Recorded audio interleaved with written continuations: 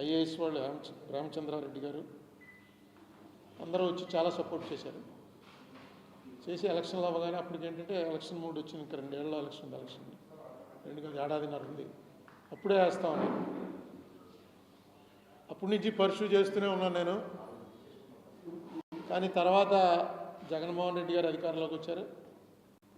ఆయన కూడా ముందు మరి ఆయన తెలిసి జరిగిందో తెలియక జరిగిందో నాకు తెలియదు, కానీ అసలు ఇది వేస్ట్ తీసేయండి అని చెప్పి ఆ గవర్నమెంట్ ఆఫ్ ఆంధ్రప్రదేశ్ తరఫున సింఘ్వి గారు వచ్చి మాట్లాడడం కూడా జరిగింది కోర్టులో. తర్వాత ఒక నెలల లోపల వారు లేదు ఇది ఎలా జరిగిందో మేము ఎఫిడవిట్ వేస్తున్నామని సపోర్ట్ చేస్తూ ఎఫిడవిట్ వేయటం జరిగింది. ఇప్పుడు నేను చంద్రబాబు నాయుడు గారికి, పవన్ కళ్యాణ్ గారికి ఇద్దరికి కూడా విజ్ఞప్తి చేసేది ఏంటంటే, ఇంక నాకు ఓపిక లేదు, ఈ ఏడు తేలిపోవాలి. చాలామంది అప్పట్లో దాదాపు 100 పిటిషన్లు దాటి పడ్డాయి. కానీ దాని పిటిషన్ని ఇప్పటిదాకా నిలబెట్టుకుంటూ రావడం కూడా మన అల్లంకి రమేష్ ఉన్నాడు కాబట్టి దాన్ని ఇప్పటివరకు ఇంటాక్ట్గా ఉంచాడు. మొన్ననే అర్జెంట్ హీరింగ్ అప్లికేషన్ కూడా వేయటం జరిగింది. దాన్ని మనం కావాలంటే హోలీ వెకేషన్ ఉంటుంది, అది అవగానే బెంచ్ మీదకి తెప్పించుకోవచ్చు. అప్పటికి కానీ చంద్రబాబు నాయుడు గారు తరఫున ఏదైతే జగన్మోహన్ రెడ్డి టైంలో వేసిన ఎఫిడవిట్ ఉందో దానికి ఏమైనా కావాల్స్తే చిన్న మార్పులు చేయొచ్చు. ఒక పెద్ద అడ్వకేట్ని అయితే గవర్నమెంట్ తరఫున ఏంటంటే కాస్త టాప్ 10లో అడ్వకేట్ని హైర్ చేస్తారు. నేను నా ఎఫర్ట్ చేయలేను కాబట్టి నేనే వాయిదాకి వెళ్తున్నాను. పార్టీ ఇన్ పర్సన్ పెద్దవాళ్ళు వాల్యూ చేయరు. ఎందుకంటే నేను ఇక్కడ తెలుగు మాట్లాడే వాళ్ళు అయితే ఎవరో బంటరోతో ఎవరో చెప్తాడు, ఇతను ఎంపీ అండి, అరుణ్ కుమార్ అండి అని చెప్తే వాళ్ళు గుర్తించవచ్చు. సుప్రీంకోర్టులో నన్ను గుర్తించడానికి ఏం అవకాశం లేదు. సో ఒక పెద్ద అడ్వకేట్, సీనియర్ అడ్వకేట్ వస్తే ఖచ్చితంగా టైం ఇస్తారు. ఇది సుప్రీంకోర్టు అది మంచి ఆనవాయితీయా చెడు ఆనవాయితీయా అన్న డీటెయిల్స్లోకి వెళ్ళంగానే సీనియర్ని పెట్టకుండా సుప్రీంకోర్టులో వినటం చాలా అరుదుగా జరుగుతుంది. జరిగాయి కానీ చాలా అరుదుగా జరుగుతుంది. ఒక సీనియర్ని కనుక, ఎందుకంటే జనరల్గా ఏమనిపిస్తుందంటే గవర్నమెంట్లు 2 బాగానే ఉన్నాయి, 12 ఏళ్ళు అయిపోయింది, ఈడెవడో వచ్చి దీని మీద ఈ పిటిషన్ మీద ఇలాగ కొట్టేయలేక, ఎందుకంటే భయంకరమైనటువంటి వైలేషన్స్ ఉన్నాయి, అందుకని డిస్మిస్ అని అనలేక సరే చూద్దాం, నెక్స్ట్ వాయిదా చూద్దాంలే అనేవాడు. జగన్మోహన్ రెడ్డి పిటిషన్ వేసిన తర్వాత డేట్ ఇచ్చారు. డేట్ ఇచ్చి ఈ డేట్ని ఫైనలైజ్ చేసేద్దాం అనుకున్నాం. కానీ తర్వాత జగన్మోహన్ రెడ్డి వీళ్ళంతా మళ్ళీ 23 అంటే ఇంకా ఎలక్షన్ ఫేవర్లో పడిపోయారు. దాని గురించి ఏం పెద్ద వాళ్ళు పట్టించుకోలేదు. కోర్టు వారు కూడా నేను ఒక్కడే వెళ్తుంటే అక్కడ వెళ్ళి అంటే ఏంటంటారు, గట్టిగా రమేష్ చెప్తాడు, నువ్వే చెప్పాలి పార్టీ ఇన్ పర్సన్ కాబట్టి చెప్పు గట్టిగాను అని. ఎప్పుడైతే మనం direct violation of the constitution, article 100 violation అని గట్టిగా అప్పుడు ఇంక వాళ్ళు డిస్మిస్ అని అనలేక ఓకే ఏది గవర్నమెంట్ తరఫున ఎవరు లేరా, వాయిదా ఇస్తున్నాం. నేను రిక్వెస్ట్ చేసేది ఏంటంటే ఇద్దరు కూడా, చంద్రబాబు నాయుడు గారు, పవన్ కళ్యాణ్ గారు ఇద్దరు కూడా నాతో పర్సనల్గా ఏదైతే చెప్పారో అది నిలబెట్టుకోండి. ఎందుకంటే దీంతో కనెక్టెడ్ మ్యాటర్స్. మనకి తెలంగాణ నుంచి దాదాపు 1,50,000 కోట్ల రూపాయల విలువైనటువంటి ఏవైతే 2 రాష్ట్రాలకి కలబడినటువంటివి, కలిసి ఉన్నటువంటివి కమర్షియల్లో ఇవి ఉన్నాయో, ఆర్టీసీ లాంటిది, ఇలాంటి కమర్షియల్ వాటిలో దగ్గర 1,40,000 కోట్ల దగ్గర రావాలని జగన్మోహన్ రెడ్డి వేసినటువంటి పిటిషన్లు. అందులో 50 మనకి ఏపీ. సో వీళ్ళకి నేను చేసే రిక్వెస్ట్, దయచేసి పుష్కరం అయిన తర్వాత దాని మీద ఒక్కసారి దృష్టి సారించండి. నేను పవన్ కళ్యాణ్ గారికి, చంద్రబాబు నాయుడు గారికి మళ్ళీ ఇద్దరికి లెటర్స్ రాశాను, అది మీకు తెలుసు. పవన్ కళ్యాణ్ గారిని వెళ్ళి కలుద్దామనే ఉద్దేశంతో దుర్గేష్ గారితో చెప్పాను. ఈ విషయం ఏమన్నా ఆయన చేద్దామంటే మొత్తం వచ్చి పర్సనల్గా ఎక్స్ప్లెయిన్ చేస్తానని చెప్పు, ఆయన టైం తీసుకొని. దాని మీద పెద్ద ఆసక్తి చూపించలేదు. సరే నాతోటి కలవాలని కాదు, కానీ అక్కడ ఎవరినైనా ఆల్రెడీ గవర్నమెంట్ ఆఫ్ ఆంధ్రప్రదేశ్ చేసిన ఎఫిడవిట్ ఉంది, దాన్ని సపోర్ట్ చేయట్లేదని చెప్పండి. లేకపోతే అది జగన్ వేశాడు కాబట్టి మేము సపోర్ట్ చేయమని చెప్పండి. ఎందుకంటే జగన్ చేయనివన్నీ మీరు కంటిన్యూ చేస్తున్నారు. పెన్షన్లు కానీ, ఫీజు రియంబర్స్మెంట్ కానీ, అది రోజు చెప్తున్నారు. జగన్ కన్నా బాగా ఇస్తున్నాం, జగన్ ఇచ్చింది కన్నా వాళ్ళు 3,000 ఇస్తే మేము 4,000 ఇచ్చాం, వాళ్ళు ఇన్ని కోట్లు ఇస్తే మేము ఇన్ని కోట్లు ఇచ్చాం అని అవన్నీ బాగా చెప్తున్నప్పుడు ఇది కూడా జగన్ వేసిన దాంట్లో ఇక 4 పాయింట్లు వేయలేదు, మేము ఆ 4 పాయింట్లు కూడా వేస్తున్నాం, కోర్టు తేల్చండి మాకు జరిగిన అన్యాయం విషయమే అని చెప్పి అనొచ్చు. మరి ఎందుకు అంటలేదు? మీరు అన్న నిమిషంలో నేను ఉండను. పోనీ అరుణ్ కుమార్ వేసిన పిటిషన్లో మన సపోర్ట్ చేయటం అన్నది కూడా కాదు. మీరు పిటిషన్ వేయగానే నేను మైనర్ అయిపోతాను, మీది మెయిన్ అయిపోతుంది. దయచేసి ఇది కన్సిడర్ చేయండి. 12 ఏళ్ల నుంచి అడుగుతున్నాను, 12 కాదు 10 ఏళ్ల నుంచి అడుగుతున్నాను. ఇప్పటికైనా దీన్ని జరిగి 12 ఏళ్ళు అయిపోయింది. ఎప్పటికైనా దీని మీద టీడీపీ వారు, ఎందుకంటే బీజేపీకి ఏమీ ఎంబ్రాస్మెంట్ కాదు, ఆయన మోడీ గారు ఫీల్ అవుతాడో అమిత్ షా గారు ఫీల్ అవుతాడో అనుకోకలా, వాళ్ళు పార్లమెంట్లో ఆన్ రికార్డ్ ఏం చెప్పారో అవి కూడా నేను కోర్టులో ఫైల్ చేశాను. వాళ్ళే చెప్పారు ఆంధ్రాకి జరిగినంత అన్యాయం ఇప్పటివరకు పార్లమెంటరీ చరిత్రలో ఈ దేశంలో ఎప్పుడూ జరగలేదు అని మోడీ గారు అమిత్ షా ఇద్దరు చెప్పారు. ఎంపీలు బయట పట్టి కట్టేసి పట్ట తీసుకెళ్ళి బయట పారేసి బిల్లు పాస్ చేసామన్నారు, అదే పద్ధతి అని వాళ్ళు అడిగారు కాంగ్రెస్ని. వాళ్ళిద్దరూ ఫుల్ సపోర్ట్లో ఉన్నారు. ఆ రోజు జరిగింది నేను చెప్పిన మాటల కన్నా పెద్ద మాటలతోటి లోక్సభలో రాజ్యసభలో 2 సభల్లోనూ చాలా గట్టిగా చెప్పారు. నేను అవి కూడా వెంటనే తీసి కోర్టులో వేశాను. అందుకని మీరు వాళ్ళు ఏమన్నా ఫీల్ అవుతారేమో, మన రిలేషన్స్ పాడవుతాయేమో అనుకోకలా, వాళ్ళు అన్న మాటలే కానీ దీనివల్ల ఏంటంటే అపరిష్కృతంగా ఉన్నటువంటి అనేక సమస్యలు ఇప్పుడు మనం ఏమి ఆంధ్ర తెలంగాణ కలిపేయండి అన్నది కూడా మనం ఇన్సిస్ట్ చేయట్లే. కనీసం అందులో ఏపీ రియాలిజేషన్ యాక్ట్లో ఏవైతే పెట్టారో అది ఫుల్ఫిల్ చేయవలసిన బాధ్యత కేంద్ర ప్రభుత్వం మీద ఉంది. పార్లమెంట్లో క్వశ్చన్కి ఆన్సరే చెప్పేశాడు, మాకేం లేదండి మధ్యవర్తిత్వం, మేము మిమ్మల్ని అడగగలం తప్ప ఇది చెయ్యాలి అని మేము అనలేమని. అంటే ఈ యాక్ట్ ఇంప్లిమెంట్ చేసే పవరు కేంద్రానికి ఉందా రాష్ట్రాలకు ఉందా? పార్లమెంట్లో చేసిన యాక్ట్. ఇటీవల ఏదో డీలిమిటేషన్ మీద సబ్జెక్ట్ వస్తే ఆ సబ్జెక్ట్లో కూడా కేంద్ర ప్రభుత్వం మన సుప్రీంకోర్టు వారు క్లియర్గా చెప్పారు. ఏమనంటే నిజమే, ఇన్నేళ్ళు అయిపోయింది, వాళ్ళ కోరికలు ఏం తీరట్లేదు, వీళ్ళు కోర్టుకు రావడం సమంజసమే, కానీ కాశ్మీర్తో దీన్ని పోల్చడం కరెక్ట్ కాదు. కాశ్మీర్లో డీలిమిటేషన్ ఎలా చేస్తున్నారండి? ఆంధ్ర తెలంగాణలో ఎందుకు చేయట్లేదు? ఆంధ్ర తెలంగాణలో చేయాలని డైరెక్ట్గా యాక్ట్లోనే పెట్టారు సెక్షన్ 26లో. మాకు చేయకుండా కాశ్మీర్కి ఒక్కదానికి ఎలా చేస్తున్నారని అడిగినప్పుడు కేంద్రం వారి సింపతి డైరెక్ట్గా అన్నారు, మీ సెంటిమెంట్ మాకు అర్థమైంది, మీ సెంటిమెంట్ అని తప్పు అని కూడా మేము అనలేదు. కానీ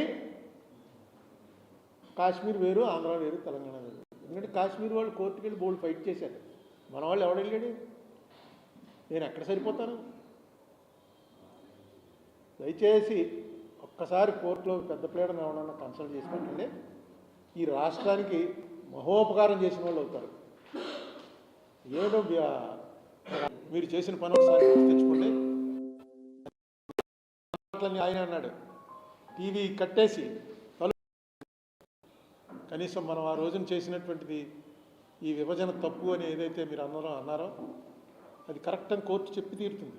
ఎందుకంటే విభజన అన్నిటికన్నా డెమోక్రసీకి ఫండమెంటల్ ఏంటంటే ఆర్టికల్ 100 ఏంటంటే ఏ ఇష్యూ అయినా తేల్చేటప్పుడు మెజారిటీ ఎక్కడుంది అన్నది డిసైడ్ చేసి ఆ మెజారిటీ నిర్ణయాన్ని తేల్చాలి. అది డెమోక్రసీకి పిల్లర్. పంచాయతీలో జరిగినా పార్లమెంట్లో జరిగినా దాన్ని వక్రీకరించడానికి, దాన్ని అతిక్రమించడానికి లేదు. మనకి ఈ ఒక్క బిల్లే ఇప్పటివరకు భారతదేశ పార్లమెంట్ చరిత్రలో ఈ ఒక్క బిల్లే మెజారిటీ ఎటుంది అన్న విషయం తేల్చకుండా తలుపులు మూసేసి అయిపోయిందన్నారు. తలుపులు మూసేసి రికార్డింగ్ చేయనప్పుడు అయిపోయిందన్నారు. నేను నీకెలా తెలుసురా అని నన్ను అడిగితే పార్లమెంట్ రికార్డే మీ అందరికీ తెలుసుంటే మీకు అనేకసార్లు చూపించాను. లోక్సభ రాజ్యసభ ముందు బెంచీల్లో కూర్చొని రాసినటువంటి వాళ్ళ రికార్డుని బట్టి తెలిసింది ఏంటంటే ఓటింగ్ అడుగుతూనే ఉన్నారు, ఓటింగ్ ఇవ్వలేదు స్పీకర్ గారు, ఇవ్వాల్సిన అవసరం లేదని చెప్పారు. ప్రతి క్లాస్కి ఆవిడ క్లాస్ పేరు చదవగానే లేచి అమ్మా ఓటింగ్ పెట్టకపోతే తల్ల లెక్కెడతానో, తల్లన్న లెక్కట్టు అని అరుస్తుంటే తల్ల లెక్కట కూడా పెట్టలేదు. ఇది రికార్డ్ అయ్యింది మొత్తం. దీన్ని కూడా మనం ప్రశ్నించలేకపోతే అది దీని మీద మీరు కూడా కొంచెం ఇంపార్టెన్స్ ఇచ్చి దీంట్లో పార్టేక్ చేయండి మీడియా. ఎందుకంటే మిగతా చోటుకి వెళ్తే ఏ ఊర్లో ప్రెస్ మీట్ పెట్టినా ఇంత దీని మీద ఇంత అవగాహన ఉన్న వాళ్ళు రాజమండ్రి వాళ్ళు ఉన్నారు. ఎందుకంటే దీని మీద డిస్కషన్ అనగానే మీలో చాలామంది ఏముందండి కొత్త విషయం ఏముందండి ఎప్పుడు చెప్తూనే ఉంటారు కదా మీరు అన్నారు. ఎందుకు చెప్తున్నానంటే నా దృష్టిలో ఇది డెమోక్రసీకే చాలా అన్యాయం జరిగింది. ఆ అన్యాయం ఒక వ్యక్తికి జరిగింది కాదు, ఒక స్టేట్కి జరిగింది. దాని ఫలితాలు ఇప్పుడు కూడా చూస్తున్నాం. ఆ వేళ నుంచి ఈ వేళ వరకు రెవెన్యూ లోటు లేకుండా ఒక్క సంవత్సరం కూడా ఈ రాష్ట్రం జరగలేదు. ప్రతి బడ్జెట్లోనూ రెవెన్యూ లోటు రెవెన్యూ లోటు రెవెన్యూ లోటు రెవెన్యూ లోటు అంటేనే దరిద్రం. మీకు ఫిస్కల్ డెఫిసిట్ వల్ల దరిద్రం ఉండదు, ఎందుకంటే దానికి సంబంధించిన ప్రాపర్టీస్ కనబడుతున్నాయి అనుకోండి. అప్పు చేసి ఆస్తి కొంటే నష్టమే ఉండదు. అప్పు చేసి మనం భోజనం తింటున్నాం అంటే పరిస్థితి ఏంటి? నడపలేకపోతున్నాం అనమాట. ఎప్పుడు రెవెన్యూ డెఫిసిట్టే. మీరు కాంగ్రెస్ పరిపాలించినప్పుడు ఎప్పుడూ రెవెన్యూ డెఫిసిట్ ఉండదు. వెరీ రేరు. 10 ఏళ్ళకి ఓవర్ డ్రాఫ్ట్ మీదకే వెళ్ళదు అసలు. రోషయ్య గారు ఫైనాన్స్ మినిస్టర్గా ఉన్నప్పుడైతే ఆయన గర్వంగా చెప్పేవాడు ఓవర్ డ్రాఫ్ట్ తీసుకోవడం అంటేనే ఒప్పని.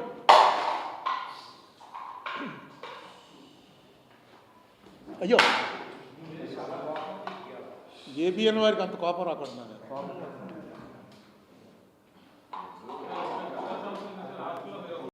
అందుకని దయచేసి ముందు ఒక 1,00,000 కోట్లలో మన షేరు 70-80 వేల కోట్లు వస్తుంది.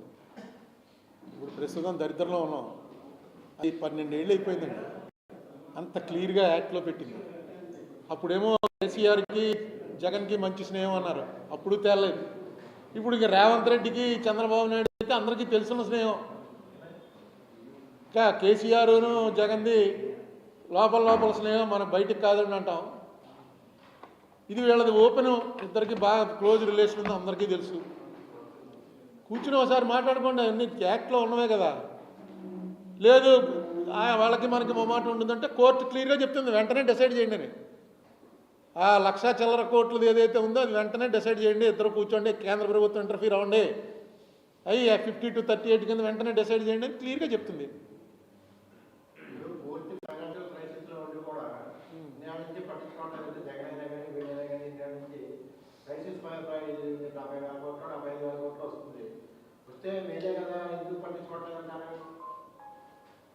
క్రైసిస్ నాకు అర్థం అవ్వాలి, మళ్ళీ చెప్పండి.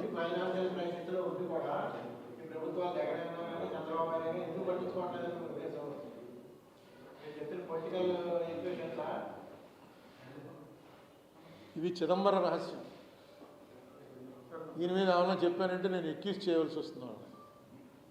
మామూలుగా జనరల్ లాగా అనుకునేది ఏంటంటే చంద్రబాబు నాయుడు గారికి కానీ జగన్మోహన్ రెడ్డి గారికి కానీ వాళ్ళకు ఉన్నటువంటి ఆస్తులన్నీ కూడా తెలంగాణ ప్రాంతంలో ఉన్నాయి కాబట్టి అక్కడ ఏ ప్రభుత్వం ఉన్నా సరే ఆ ప్రభుత్వంతో వాళ్ళు గొడవ పెట్టుకోరు అనేది ఒక జనరల్ ఉంది. అది నిజం కూడా. గొడవ పెట్టుకోకపోవడంలో యాంబిగ్యూటీ ఉందేమో కానీ వీళ్ళవన్నీ అక్కడే ఉన్నాయి. అనేకసార్లు చెప్పాను నేను, ఆ ఇండస్ట్రీ రావాలి, ఈ ఇండస్ట్రీ రావాలి, అమరావతిలో మొత్తం అంతా కూడా ఇండస్ట్రీ అయిపోయి కొన్నాళ్ళలో అమరావతి న్యూయార్క్ అయిపోతుంది, అదే అయిపోతుందని చెప్తుంటారు. కానీ హెరిటేజ్ హెడ్ ఆఫీసు ఇక్కడికి రాదు, భారతీయ సిమెంట్స్ సాక్షి హెడ్ ఆఫీసు ఇక్కడికి రాదు.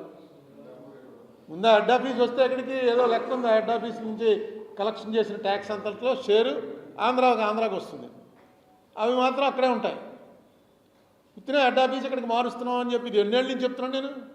ముందు మీ హెడ్ ఆఫీస్ ఇక్కడికి మార్చండి, విజయవాడకోను జనం అంతా అక్కడే పనిచేస్తున్నా హెడ్ ఆఫీస్ ఇక్కడికి మారుస్తున్నారంటే డైరెక్ట్గా ట్యాక్స్ డిడక్షన్ అది మనకు వస్తుంది షేరు. అది కూడా ఎవడో పట్టించుకున్నట్టు. కానీ ఏంటో అసలు నాకు ఒక్కసారి అర్థమవుతుంది, మన ఎక్కడికి పోతుంది మన రాష్ట్రం.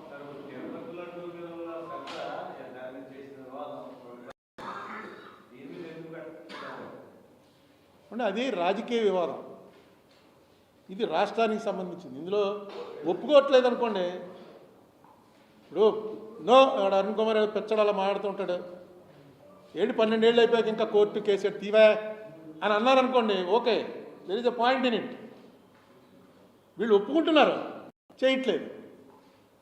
రోజు ఎప్పుడైనా చూడండి, ఆంధ్ర రాష్ట్రం ఇలా మమ్మల్ని విడగొట్టేసేయడం ద్వారా మా నోరు కొట్టేశారు, మా కడుపులు కొట్టేశారు, సర్వనాశనం చేశారని చెప్పకుండా మీటింగ్ ఏ పార్టీ మీటింగ్ జరగదు. అది టీడీపీ అవని, పవన్ కళ్యాణ్ అవని, జగన్మోహన్ రెడ్డి అవని, ఖచ్చితంగా ఈ ప్రసక్తి రాకుండా పబ్లిక్ జరగదు. అరే దానికి ముందు కోర్టులో తేల్చుకుని తప్పుగా చేశారా రైట్గా చేశారా తేల్చండి. మనం తప్పు అంటున్నాం, వాళ్ళు రైట్ అంటలేదు, వాళ్ళు తప్పు అంటున్నారు. చేసినటువంటి కేంద్రంలో ఉన్న ప్రధానమంత్రి కూడా తప్పు అన్నాడు. మనము తప్పు అంటున్నాం. కోర్టు చేత ఓ మాట అనిపించుకోవచ్చుగా.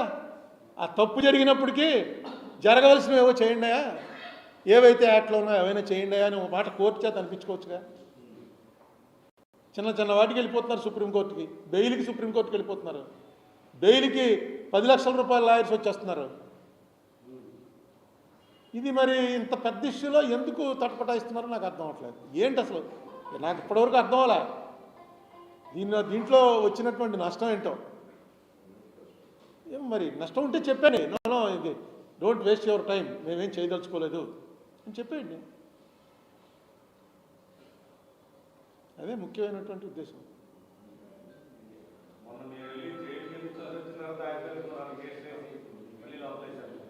నేను చూడడం వల్ల అంటావా నా మీద అంత కక్ష?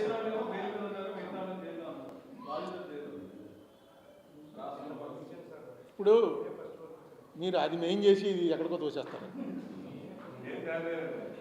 ఎందుకంటే మీరు అన్నీ చెప్పి లడ్డు మీద ఉన్న శ్రద్ధ దీని మీద లేదా అని నువ్వు కూడా ఇది తీసేసి లడ్డూయే పెడతావు. లడ్డూ మీద నేను ఏదో చాలా ఘోరం చేసి జగన్మోహన్ రెడ్డి గారికి సర్టిఫికెట్ ఇచ్చేసినట్టు మొత్తం తెలుగుదేశం పార్టీ వాళ్ళు మామూలుగా పూర్వం అలా తిట్టేవారో అలా తిట్టేస్తున్నారు. ఇంకా పెరిగిపోతుంది. అయితే ఒక విషయం తెలుసుకోండి, లడ్డూకి సంబంధించినంత వరకు చంద్రబాబు నాయుడు గారికి కానీ జగన్మోహన్ రెడ్డికి కానీ పవన్ కళ్యాణ్కి కానీ దీంట్లో సంబంధం ఉందని నేను అనుకోను. కానీ దీన్ని రాజకీయంగా చేయటం కోసం చంద్రబాబు నాయుడు గారు వచ్చి స్వయంగా ప్రెస్ మీట్లో చెప్పారు. చంద్రబాబు నాయుడు గారు చెప్పవలసిన అంశం కాదు. ఆయన కూడా ఎందుకు చెప్పుకుంటాడంటే గొడ్డు కొవ్వు, పంది కొవ్వు, ఇంకోటి ఏంటి చేప నూనె, ఈ 3 కలిసి ఆయన ముందు ఏదో రిపోర్ట్ వచ్చింది. ఆ రిపోర్ట్ కూడా నెట్లో ఉంది. ఆ రిపోర్ట్ చూసి ఆయన ఇది మంచి పాయింట్, జగన్ని ఫినిష్ చేయడానికి మంచి పాయింట్ అనుకుని ఉంటాడు ఆయన చెప్పాడు. చెప్పింది కూడా రిపోర్ట్ బేస్గానే చెప్పాడు. ఆ రిపోర్ట్ రాకపోతే ఆయన రాడు. పవన్ కళ్యాణ్ గారు తర్వాత సనాతన ధర్మం, గుడిమెట్లు కడగటం ఇవన్నీ ఆయన చేశాడు. అది కాదని ఇంకోటి వచ్చింది. ఏ రిపోర్ట్ ఇది? కోర్టులో ఫైల్ చేసినటువంటి ఛార్జ్షీట్లో రాసిన రిపోర్ట్. నేను అది చదివి వినిపించాను. ఆ చదివి వినిపించడంలో కూడా కొంచెం నీరసంగా ఉండి అసలు ముందు మాట చెప్పలేదు. నేను చెప్పాను, ఇంగ్లీష్లో చదివాను, దాని అర్థం ఏంటి? In the absence of cholesterol. ఏమని రాశాడంటే in the absence of cholesterol ఈ ట్రేస్ లార్డ్ కానీ ఫిష్ ఆయిల్ కానీ ఇవి ట్రేస్ అయ్యేటువంటి అవకాశం చాలా తక్కువ అని ఇచ్చాడు. In the absence of cholesterol అంటే అర్థం ఏంటి? అసలు కొవ్వే లేనప్పుడు అది గొడ్డు కొవ్వ, పంది కొవ్వ, చేప నూనె అని చెప్పేసి కనిపెట్టడం అనేది చాలా కష్టం. అసలు కొవ్వే లేదు, ఇదంతా కూడా పామాయిలో ఇంకోటో కలిపి 400 పేజీల, సుమారు 400 ఉందనుకుంటాను ఛార్జ్షీట్లో. కల్తీ అవ్వలేదని ఎక్కడ చెప్పలే, కల్తీ అయ్యింది. ఆ కల్తీ ఏంటి? అసలు నెయ్యలేదుట, నెయ్యలాగా తయారు చేశారట. ఆ తయారు చేయడానికి నెయ్యి వాసన రావడానికి నీ దగ్గరికి వచ్చి కొన్నాడు, అది పెట్టారు వాళ్ళు. ఛార్జ్షీట్ చాలా డీటెయిల్గా వేశారు. అలాగే ఆ నెయ్యలాగా దాని ఏమంటారు ఫ్లేవరు, దానికి ముట్టుకోగానే నెయ్యిలా జిడ్డు తగలడానికి ఏదో ఒకటి వాడాలి. అదేమో కలకట్టాలో పలానా అప్పారావు అన్నవాడి దగ్గర కొన్నారు 210 కోట్లకి, వీడి దగ్గర 170 కోట్లకి ఇది కొన్నారు. ఇవన్నీ కూడా ఛార్జ్షీట్లో రాశారు. రాసి ఇందులో కొవ్వు మాత్రం కలిపారు అన్నది లేదు అన్నారు. ఆ కొవ్వు కలిపారని లేదన్నదానికి నా మీద కోపం వచ్చింది. ఆ తిట్లన్నీ సిబిఐ వాళ్ళకి చెందుతాయి, లేకపోతే ఆ రిపోర్ట్ ఇచ్చిన వాడికి చెందుతాయి. నేను ఎందుకు అన్నానంటే ఆ మాట నాకు పెద్ద ఉపశమనం వచ్చింది. నేను తిరుపతిలో ఎన్నిసార్లు గుండు చేయించుకున్నానో నాకు గుర్తులేదు. అన్నిసార్లు నేను తిరుపతి వెళ్ళినప్పుడల్లా ఆల్మోస్ట్ గుండు చేయించుకుంటాను. తిరుపతి లడ్డు అంటే ఈ మధ్య ఒక 30 ఏళ్ళ నుంచి ఆల్మోస్ట్ ఎవ్రీ వీక్ ఎవరో వాళ్ళు పట్టుకొచ్చి ఇస్తుంటారు. తిరుపతి లడ్డు మాత్రం చాలా స్వార్థంగా వీలైనంత నేనే తినేసి పక్కన ఎవడంటే చిన్న మొక్క పెడుతుంటాను. ఆ లడ్డు మీరు కూడా చాలామంది అదే టేస్ట్, అది ఎవరో వదిలిపెట్టం. దానికి ఉన్నటువంటి నేను చిన్నప్పటి నుంచి తింటున్నట్టు నాకేం పెద్ద టేస్ట్ మారినట్టు అనిపించలేదు. సరే మొత్తానికి కల్తీ జరిగిందన్నారు. కల్తీ జరిగిందన్న దాని మీద మీరు సాటిస్ఫై అవ్వకుండా పంది కొవ్వు గొడ్డు కొవ్వు కలవలేదన్నారు, నా మీద కోపడిపోతే ఎలాగా అన్నమాట. అది చాలా రిలీఫ్. నాకే కాదు వైసీపీ వాళ్ళకి చాలా రిలీఫ్. ఎందుకంటే ఎక్కడ పోతారు అన్ని రకాల కోకోకోలా పెట్టి టాయిలెట్స్ క్లీన్ చేస్తున్నారు. ఈ మధ్య పురుగు మందు మానేసి థమ్స్అప్ కోకోకోలా చల్లుతున్నారని కూడా మనం చూస్తున్నాం. అది తాగేవాడు ఎవడన్నా మానుతున్నాడా? దాంట్లో అది ఉంటుంది. ఇండియన్స్ అయితే ఆశ్చర్యపోతారు, ఏంటి జనం కండువా కప్పుకుని ఎలాగలా లోపలతో ఎన్ని రకాల వక్రమాలను చేస్తాం ముందు వెళ్ళిపోయి దర్శనం చేసుకోవడానికి. కానీ మెయిన్ సీఎం జగద్గురువులు వెళ్ళే దారి దగ్గర ఒక బోర్డు ఉంటుంది. ఆ బోర్డు ఎవరు పడితే వాళ్ళు వెళ్ళడం లేదు. ఎగ్జిక్యూటివ్ ఆఫీసర్ కూడా వెళ్ళడం లేదనుకుంటాను, ఓన్లీ చైర్మన్ వెళ్ళొచ్చు మెయిన్ ద్వారం నుంచి. ఇలాగా అక్కడ ఒక బోర్డు ఉంటుంది, అంగవైకల్యం గలవారు ఇలా వెళ్ళిపోవచ్చు అని. అంగవైకల్యం వాడు ఎవడని ఉంటే వెంటనే వాడిని మెయిన్ గేట్లోంచి వదిలేస్తాడు. మనం ఎలా అనుకుంటే వెళ్ళిపోవచ్చుగా. లేకపోతే కాలు ఎలా కుంటుకుంటే నాకు ఈ కాలు లేదని అక్కడ వెళ్తాడా? నేనే వెళ్తాడా? ఏమో లోపలికి వెళ్ళాడు దేవుడు తదాస్తా అంటాడేమో, నాకు ఎందుకు రా బాబు. నిజంగా భయం అంటే అది ఎన్ని అబద్ధాలను ఆడేస్తాం. లోపలికి వెళ్ళడానికి ఇంకోటి ఉంటారు, దొరికేస్తూ ఉంటారు, వాళ్ళ మీద కేసులు జరుగుతుంటాయి. ఎవరిదో పేరు మీద లోపలికి వెళ్ళిపోవడం, లోపలికి వెళ్ళడానికి 2 లక్షలు టండి పొద్దున పూజకి, అన్ని రకాల ఫ్రాడ్లు జరుగుతాయి అక్కడ. దేవుడిని మోసం చేయడానికి మాత్రం ఎవడో సిద్ధపడ్డా. అది డైరెక్ట్గా దేవుడికి తనకి ఉన్న సంబంధం. అది ఇదే మనని ఈ మతానికి మెయిన్ పిల్లర్ ఏంట్రా అంటే, దైవం అనేటప్పటికి మనం చేయబుద్ధి అయ్యదు. ఏం చేస్తాడులే అని. నేను ఇంకోసారి ఆశ్చర్యపోయాను. గురుదాస్ గుప్తా కమ్యూనిస్టు, రోజు వాళ్ళు భౌతికవాదం, వాళ్ళు దేవుణ్ణి నమ్మరు. ఆయనతో పాటు నారాయణ ఇంకో కమ్యూనిస్ట్ లీడర్ రావడం, ఆయన పెద్ద లీడర్, వాళ్ళు ఏవో మీటింగ్లు అవుతున్నాయి కింద ఫైన్ కనిపించారు నాకు. కనిపిస్తే వాళ్ళని అడిగాను, ఏంటిది మీరు అందరూ నాస్తికులు అందరూ వచ్చి ఇందులో జాయిన్ అయిపోతున్నారా ఏంటని. అంటే గురుదాస్ గుప్తా చెప్పాడు. గురుదాస్ గుప్తా గారు నాకు బాగా తెలుసు, నన్ను చాలా బాగా అరుణ్ బాబు అని పిలిచేవాడు. ఆయన చెప్పాడు, ఇంత పొలిటికల్గా మార్చేశారు, చంద్రబాబు నాయుడు గారిది జగన్మోహన్ రెడ్డి గారిది ఈయనే కలిపాడని. ఆయన వాళ్ళు ఎవరికి సంబంధాలు ఉండవు. చిన్న మన పుష్కరాలు అయితే టకామని మీ అందరి కళ్ళ చచ్చిపోయారు. కుత్రే అక్కడ మెట్టుందన్న సంగతి తెలియకుండా ఓపెన్ చేశారు, టబా పడిపోయారు అంతే. అంత చచ్చిపోయేంత క్రౌడ్ కూడా లేదు, తోపిడిలో చచ్చిపోయారు. ఆ రోజున ప్లాస్టిక్ బాటిల్లో వాటర్ కనుక అలౌ చేస్తుంటే మీరే బతికించేద్దరు చాలామందిని. ఒకళ్ళో ఇద్దరిని బతికించారు కూడా, పక్క తీసుకెళ్ళి అంటే నీళ్లు పట్టి. కానీ నీళ్లు ప్లాస్టిక్ బాటిల్లో తేకూడదు అన్నారు. దాంతో అందరి దగ్గర లేకపోతే ప్రతి వాడి చేతిలో ఒక బాటిల్ ఉండు. వాటర్ ప్లాంట్ ఇదే ఏదిగినా నేను స్వయంగా తిరుపతి కొండ మీద తొలిలో యాక్సిడెంట్ జరిగింది, హాస్పిటల్కి తీసుకెళ్లారని నేనైతే వినలే. మీరు ఎవరైనా విన్నారా? ఇంటే ఎక్కడైనా జరిగి ఉండొచ్చు. కింద ఇవన్నీ ఇలాంటివే, పుష్కరాలు లాంటివి. సడన్గా గేట్లు తీయడం తిరుపతి వెంకటేశ్వర స్వామి దగ్గర. ఎందుకంటే ఇవాళ మీరు చూస్తున్నారు క్యూ కాంప్లెక్స్లు, భోజనాలు చేయటాలు, లోపల 2 రోజులు ఉన్నా 2 రోజులకి భోజనాలు ఇస్తారు, కాఫీలు ఇస్తారు, ఇవన్నీ జరుగుతుంటాయి. కానీ మేము వెళ్ళినప్పుడు ఫస్ట్ నుంచి నేను నాకు 8వ ఏట ఎప్పుడో ఫస్ట్ గుర్తు నాకు వెళ్ళింది. అంతకుముందు గుర్తు తెలియకుండా ఎప్పుడు వెళ్ళానో తెలియదు. కానీ అప్పుడు నేను చూస్తున్నాను కళ్ళ ముందే ఇవన్నీ కట్టారు. అంతకుముందు ఇవేం లేవు, క్యూలో నిలబడ్డమే మామూలు మిగతా గుళ్ళలాగా. రోజుకి 5,000 మందో 10,000 మందో ఉండేవారు అంతే. అప్పుడు కూడా ఎప్పుడు జరిగినట్టుగా నాకైతే తెలియదు. అటువంటి ఒక ప్రధానమైనటువంటి ప్రాధాన్యత సంతరించుకున్నటువంటి మనకి ఎసెట్గా దీని గురించి ఆ రోజుల్లో మద్రాసుతో మనకి చాలా గొడవలు అయ్యాయి. తిరుపతి ఎలా ఇస్తారు మీరు, దాని పేరే తిరుపతి అనేటప్పటికి ఒక్కసారిగా మనకు వాటి మీద ఉన్నటువంటి మెయిన్ గొడ్డు మోసం అనగానే విపరీతమైనటువంటి యాక్చువల్గా కన్సర్న్ ఆఫీసర్ వారు ఎలా టెస్టులు చేస్తారు, ఆ టెస్టులు చేసేటప్పుడు ఎంత ఇలా కెమికల్స్ వస్తే పట్టుకోవడానికి లేదా మీ దగ్గర మెషినరీ, లేకపోతే మెషినరీ ఎందుకు తెప్పించలేదు, ఎన్నేళ్ల నుంచి జరుగుతోంది. చేసిన వాళ్ళు ఎవరు, వాళ్ళకి మళ్ళీ ఎలా ఇచ్చారు. ఇప్పుడు ఆల్రెడీ 2 కోట్ల లడ్డూలు వచ్చేసాయని, అయోధ్యకు పంపిన లడ్డూలు కూడా జంతు కొవ్వు లడ్డూలే అని, అబ్బాయి అయోధ్యకు పంపిన ఈయన కాదని ఒకళ్ళు, ఈయన కాదని అన్నీ. ఇప్పుడు పొలిటికల్ అయ్యేటప్పటికి అనవసరమైనటువంటి ఇంపార్టెన్స్ వచ్చి ఎక్కడ ఇంపార్టెన్స్ ఉండాలో అక్కడ ఇంపార్టెన్స్ పోతుంది. దీన్ని మామూలు ఖచ్చితంగా సిబిఐ వాళ్ళు ఏదైతే కోర్టులో వేశారో అది కూడా సుప్రీంకోర్టు వారి సలహా మేరకు వేశారు. వాళ్ళు ఏదైతే వేశారో దాని మీద కేసు నడవనివ్వండి. దాని మీద ఎవరెవరిని సస్పెండ్ చేయాలి, ఎవరెవరు ఇలా కాకుండా ఉండడానికి ఏం చేయాలి అది ఆలోచన చేయండి. దీని పాలిటిక్స్ పక్కన పెట్టి అక్కడ ఒక కమిటీ ఉంది, ఆ చైర్మన్ ఉన్న ఇలా వస్తున్నాయి, కొన్ని పేపర్లు అలా వస్తున్నాయి, మనకు అర్థం అవ్వట్లేదు. ఏ పేపర్ చదవాలో ఏ పేపర్ నమ్మాలో తెలియని పరిస్థితిలో ఉంది, ఈ పార్టీ పేపర్లో ఆ పార్టీ పేపర్లో.